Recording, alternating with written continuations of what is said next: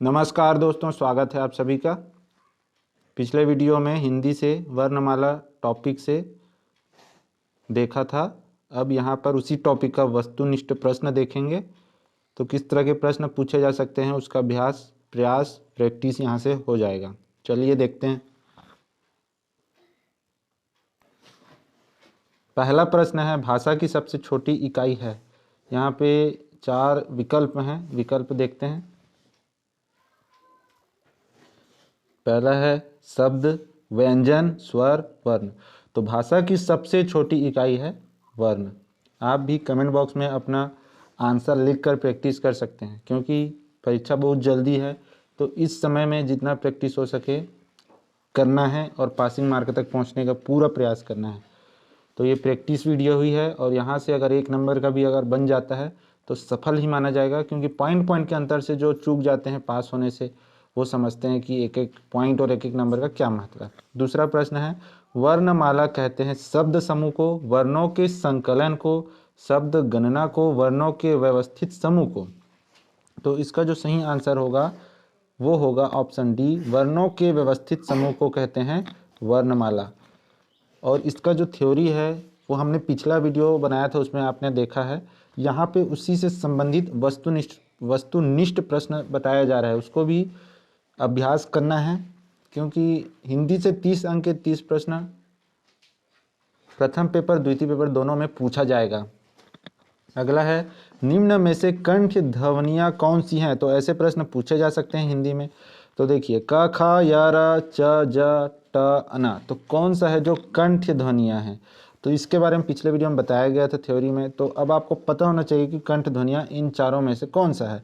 तो इसका जो सही आंसर है वो है ऑप्शन ए, क और ख जो है वो कंठ ध्वनियों में आती हैं। ठीक है, और ये एक ही वर्ग में आते हैं, ये एक ही वर्ग में है, ये भी एक ही वर्ग में है, ये भी। लेकिन जो ध्वनियाँ हैं उनको उनके उच्चारण स्थान के आधार पे अलग अलग भागों में बांटा गया है। तो ये कंठ ध्वनियों में क और ख आएंगे, ये हमें पता होना चाहिए।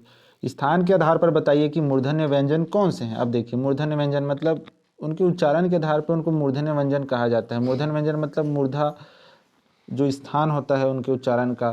तो इस आधार पे यहाँ पे सही आंसर क्या हो सकता है, ग, घ, ज, झ, ड, ड या प, फ। तो इसका जो सही आंसर है वो है ऑप्शन सी, ड और ढ, ये है मूर्धन्य व्यंजन। ठीक है, अगला हमारा है, निम्न में से अल्प प्राण वर्ण कौन सा है। तो अल्प प्राण वर्ण के बारे में बताना है। तो अल्प प्राण वर्ण इन चारों में से कौन सा हो सकता है, आ, क, ग, थ, ध, फ, भ। तो इन चारों में से सही आंसर क्या होगा। तो इनका सही आंसर होगा वो होगा क, ग। क और ग जो है अल्प प्राण वर्ण में आते हैं, ये पता होना चाहिए।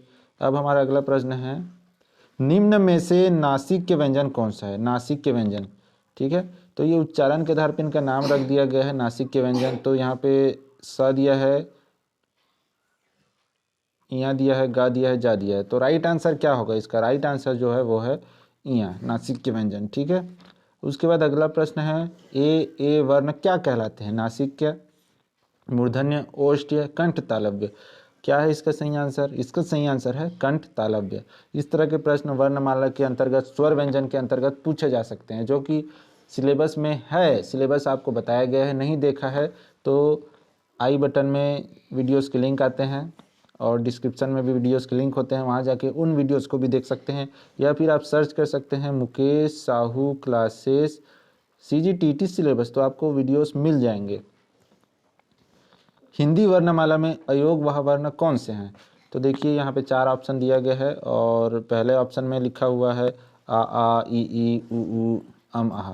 तो अयोग वह वर्ण जो है वो ऑप्शन डी है, हमको पता है। अनुस्वार होता है, विसर्ग होता है, तो ये सब क्या होते हैं, अयोग वह वर्ण होते हैं। निम्न में बताइए कि किस शब्द में द्वित व्यंजन है। तो द्वित व्यंजन के बारे में भी हमने पढ़ा है। तो देखिए, पुणे, इलाहाबाद, दिल्ली, उत्साह, तो इनमें से किसमें द्वित्व व्यंजन है ये हमें बताना है। तो दिल्ली में जो है वो है द्वित्व व्यंजन है। ठीक है, द्वित्व व्यंजन इसमें है। तो देखिए, यहाँ पे स, श, हा कौन से व्यंजन कहलाते हैं, इसके बारे में भी हमने पढ़ा था पिछले वीडियो में। तो इसका जो सही आंसर क्या होना चाहिए आप भी कमेंट बॉक्स में लिख सकते हैं। तो देख सकते हैं यहाँ पे 4 ऑप्शन है, तो सही आंसर जो है वो है ऑप्शन सी, मतलब संघर्षी। निम्नलिखित में से बताइए कि नवीन विकसित ध्वनियाँ कौन सी हैं। नवीन विकसित ध्वनियाँ बताना है, तो देख लीजिए नवीन विकसित ध्वनियाँ कौन सी हो सकती हैं। यहाँ पे खा गा है, ऊ है, ए औ है, स और सा है। तो इसका राइट आंसर क्या हो सकता है? इसका राइट आंसर होगा खा और गा। निम्न में से कौन सा घोष वर्ण है? तो यहाँ पे देखिए घोष लिखा है, घोष लिखे या फिर सघोष लिखे, दोनों का मतलब एक है। तो सघोष वर्ण बताना है, तो 4 वर्ण दिया है, पहला खा, ये है चा, ये है मा, ये है ठा। तो इन चारों में से कौन सा है जो घोष वर्ण है या सघोष वर्ण है? तो ऑप्शन सी माँ जो है सघोष वर्ण में आता है। हमने पिछले वीडियो में देखा है। कौन सा अमानक वर्ण है? तो इन 4 ऑप्शंस में से कौन सा है अमानक? तो ये वाला जो है अमानक है, ये आप देख सकते हैं। ऑप्शन सी जो है वो अमानक है, क्योंकि ये तो खा है, ये तो धनुष का धा है और ये भाटा का बहा है। क ग ज फ ध्वनियाँ किसकी हैं? संस्कृत की, अरबी फारसी की, अंग्रेजी की, दक्षिणी भाषाओं की।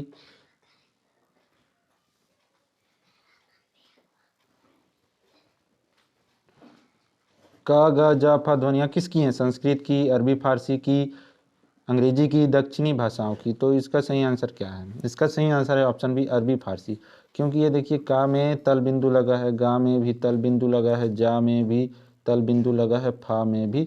तो जब तल बिंदु दिख जाए तो समझ जाना कि वो अरबी फारसी ध्वनियाँ हैं।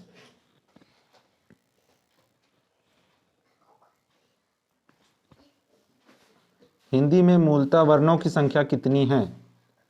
50 दिया है, 51, 52, 53। तो हम सभी को पता है कि हिंदी में मूलतः वर्णों की संख्या ऑप्शन के आधार पर बिल्कुल 52 ही सही माना जाएगा, और इसका सही आंसर जो है वो है 52। उसके बाद अगला प्रश्न है,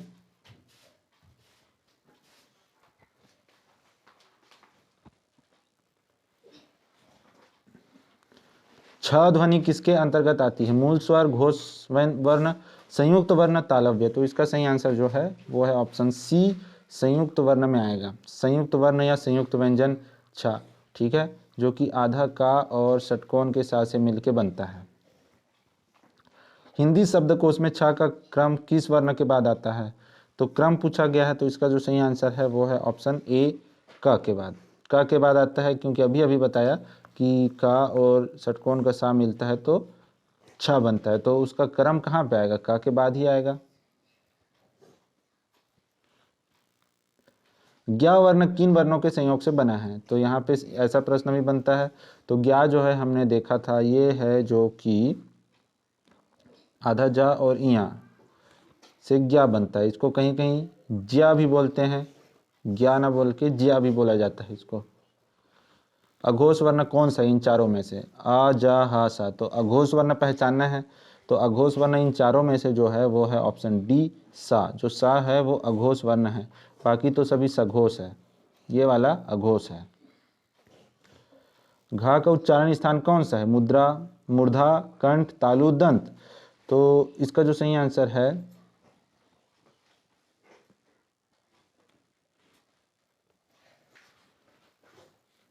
कंठ।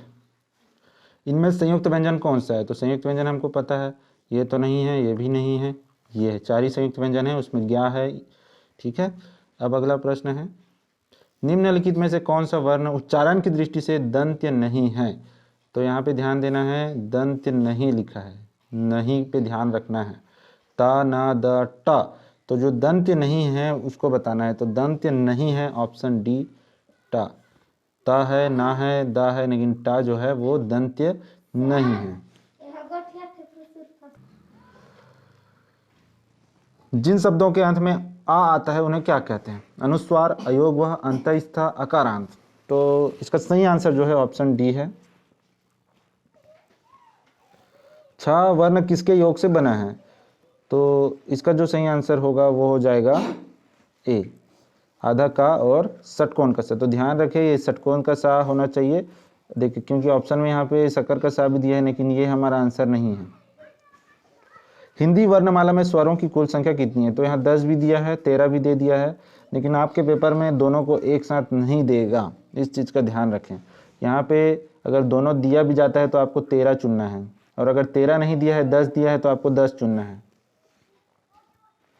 निम्नलिखित में से कौन सा स्वर नहीं है? तो इन चारों में से जो एक है वो स्वर नहीं है। तो आ तो है, ऊ तो है, ए तो है, ये जो है स्वर नहीं है। तो हमारा राइट आंसर ऑप्शन डी इया। निम्नलिखित में कौन ट वर्ग नहीं है? ट वर्ग के अंतर्गत मतलब ट समूह में कौन कौन सा आता है? तो ठ तो आता है, ढ भी आता है, अना भी आता है। तो राइट आंसर क्या हो जाएगा इसका? इसका राइट आंसर हो जाएगा घा। इसका राइट आंसर क्या हो जाएगा? घा। हिंदी वर्णमाला में व्यंजनों की संख्या है। तो यहाँ पे देखो व्यंजनों की संख्या पूछा है, वर्णों की संख्या नहीं। तो ध्यान देना, वर्णमाला में व्यंजन है और स्वर हैं, दोनों हैं, संयुक्त व्यंजन भी है। तो यहाँ व्यंजनों की सिर्फ संख्या पूछा है, 32 दिया है, 34 दिया है, 33 दिया है, 36 दिया है। तो यहाँ पे ऑप्शन के आधार पे जो सही आंसर है वो है ऑप्शन सी 33। अगला हमारा प्रश्न है, निम्नलिखित में कौन सा पश्च स्वर है? इसके बारे में भी हमने पिछले वीडियो में पढ़ा था, पश्च स्वर, अग्र स्वर, मध्य स्वर। तो इस तरह के प्रश्न बनते हैं। तो यहाँ पे देखो आ है, फिर ई है, जा है, ठा है। तो पश्च स्वर कौन सा है इन चारों में? इन चारों में पश्च स्वर को पहचानना है। तो हमें कैसे पता चलेगा? वो है आ। निम्नलिखित में से कौन सा अयोग वहा है? तो विसर्ग दिया है, संयुक्त व्यंजन लिखा है, महाप्राण, अल्पप्राण। तो हमको पता है जो विसर्ग ऐसा चिन्ह होता है उसको विसर्ग कहते हैं, तो उसको अयोग वहा ही कहते हैं। तो ऑप्शन ए जो है हमारा राइट आंसर है। छ ध्वनि का उच्चारण स्थान है दंत्य, ओष्ठ्य, तालव्य, वत्स्य। तो छ ध्वनि का उच्चारण स्थान क्या है इन चारों में से? आपको पता होना चाहिए, इस तरह के प्रश्न पूछे जा सकते हैं। तो इसका सही आंसर जो है वो है ऑप्शन सी तालव्य। पिछले वीडियो में इसके बारे में बताया गया था उच्चारण स्थान के आधार पे, तो वो आपको सब याद होना चाहिए। छ ध्वनि, तो वहाँ पे छ की जगह कोई दूसरा अक्षर भी पूछा जा सकता है। तो उच्चारण स्थान के आधार पे बांटा गया है, उसको भी जानना जरूरी है। तो उसके लिए आप वो पिछला वीडियो जरूर देखें। निम्नलिखित में से कौन एक संयुक्त व्यंजन नहीं है? तो यहाँ पे नहीं लिखा है और संयुक्त व्यंजन लिखा है। तो छ तो है, त्र तो है, ज्ञा तो है, तो बच क्या गया सा। तो सा जो है हमारा राइट आंसर, मतलब ऑप्शन बी राइट आंसर है हमारा। अगला प्रश्न है, तालव्य व्यंजन है। अब देखो तालव्य व्यंजन समूह में दिया गया है यहाँ पे। तो देखो ये है क्या, ये है क्या, या ये। तो कौन सा हो सकता है इसका सही आंसर? तो इसका सही आंसर जो है वो है ए। तालव्य व्यंजन में च, झ, ज और झ ये आता है। य, र, ल, व किस वर्ग के व्यंजन है? तालव्य, ऊष्म, अंतःस्थ, ओष्ठ्य। तो इसका जो सही आंसर है वो है ऑप्शन सी अंतःस्थ। तो अंतःस्थ में आता है य, र, ल, व। अनुनासिक का संबंध होता है केवल नाक से, केवल मुंह से, नाक और मुंह दोनों से, इनमें से कोई नहीं। तो इसका सही आंसर क्या है? इसका सही आंसर है नाक और मुंह दोनों से अनुनासिक। ठीक।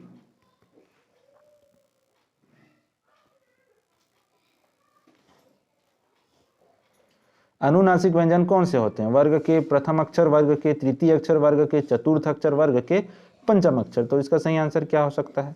इसका जो सही अक्षर जो सही आंसर है वो है ऑप्शन डी, वर्ग के पंचम अक्षर जो होते हैं अनुनासिक व्यंजन होते हैं।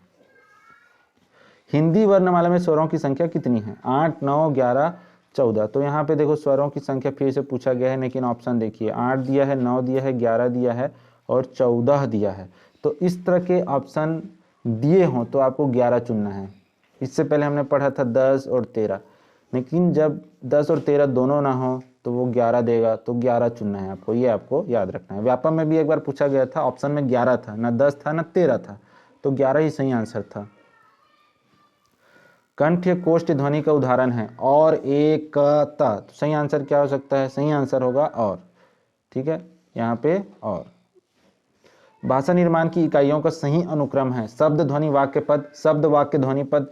पद, वाक्य, ध्वनि, शब्द, ध्वनि, शब्द, पद, वाक्य। सही आंसर क्या है? इसका सही आंसर जो है वो है ऑप्शन डी, ध्वनि, शब्द, पद, वाक्य। तो यहाँ भाषा निर्माण की इकाइयों का अनुक्रम बोल रहा है, मतलब शुरू से बाद।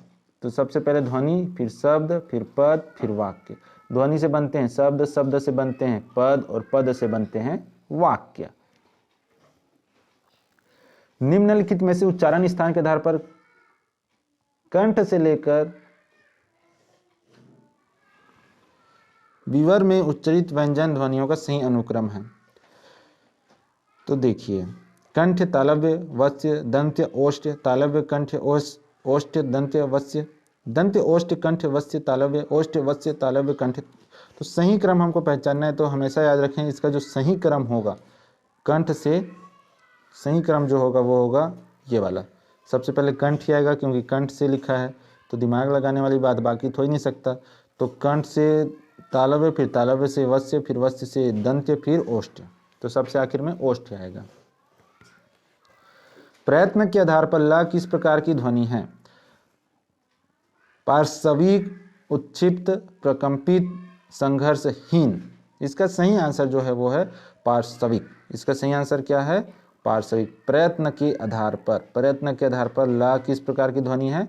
पार्श्विक। तो इसको भी आपको याद रखना है। इसमें और भी कई प्रश्न बन सकते हैं, उसको भी आप खुद से प्रयास कीजिए और कुछ न कुछ लाभ जरूर मिलेगा। इसके लिए इस चैनल्स की वीडियो को भी आप देखते रहिए।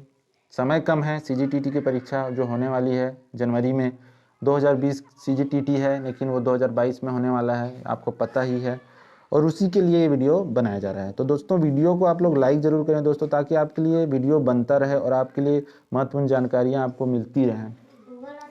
सब्सक्राइब जरूर करें चैनल को दोस्तों, ताकि आपको अन्य वीडियो की जानकारी मिलती रहे, निःशुल्क है।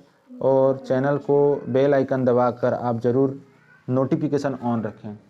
इसके अलावा कमेंट बॉक्स से जहां आप अपनी बातें लिख सकते हैं, अपने सुझाव, अपने डाउट्स पूछ सकते हैं। डिस्क्रिप्शन में जाने के लिए इस तरह का चिन्ह है, उसे क्लिक करेंगे तो डिस्क्रिप्शन बॉक्स खुलेगा और आपको सभी लिंक मिल जाएंगे। धन्यवाद।